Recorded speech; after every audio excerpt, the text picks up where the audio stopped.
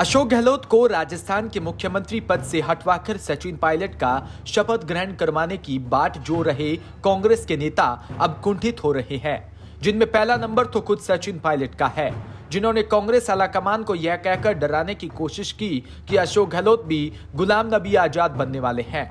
हाल ही में जब एक कार्यक्रम में प्रधानमंत्री नरेंद्र मोदी ने अशोक गहलोत की यह कहते हुए तारीफ की कि वो सीनियर मुख्यमंत्री है, तो सचिन पायलट ने कहा कि मोदी ने गुलाम नबी आजाद की भी तारीफ की थी।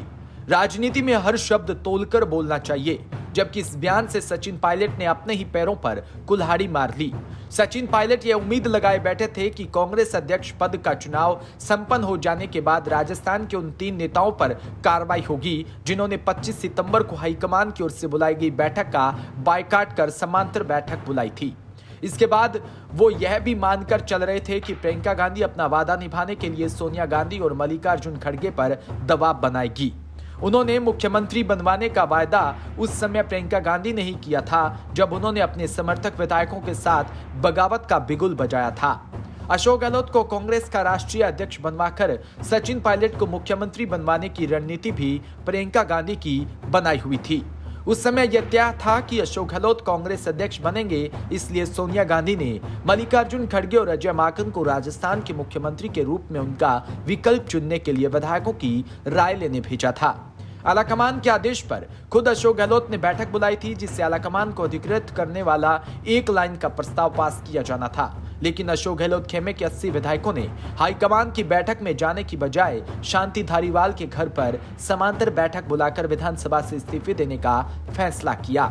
विधायकों ने इसके बाद विधानसभा स्पीकर सीपी जोशी के घर जाकर इस्तीफे भी सौंप दिए थे। राजस्थान के प्रभारी अजय माकन ने सोनिया गांधी को सौंपी रिपोर्ट में घटनाक्रम के लिए अशोक गहलोत खेमे के 3 नेताओं शांति धारीवाल, महेश जोशी और धर्मेंद्र राठौड़ को जिम्मेदार ठहराया था।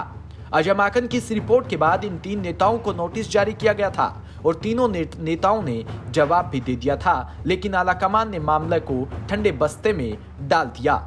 सचिन पायलट ने हाल ही में बयान दिया था कि हाईकमान के नोटिस पर कार्रवाई तो होनी चाहिए। यह बयान उनकी कुंठा का सबूत था। आलाकमान ने अभी तक उन तीनों नेताओं पर कार्रवाई क्यों नहीं की, लेकिन आलाकमान के लिए उन पर कार्रवाई करना आसान नहीं है।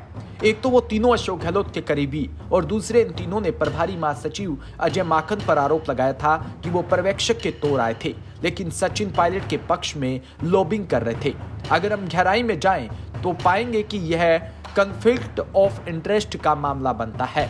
विधायक अजय माकन की शिकायत कर रही हैं और अजय माकन विधायकों की शिकायत कर रही हैं, इसलिए सोनिया गांधी और मल्लिकार्जुन खड़गे किसी तरह की कार्रवाई से परहेज कर रहे हैं। आलाकमान अगर उस समय अजय माकन को अलग रखकर नई जांच टीम भेजकर रिपोर्ट मंगवाता तो अलग बात होती। सचिन पायलट के बाद दूसरी कुंठा अजय माकन की है, क्योंकि वो अपमानित महसूस कर रही हैं। इसी कुंठा में उन्होंने खुद को राजस्थान के झमेले से अलग करने का फैसला किया।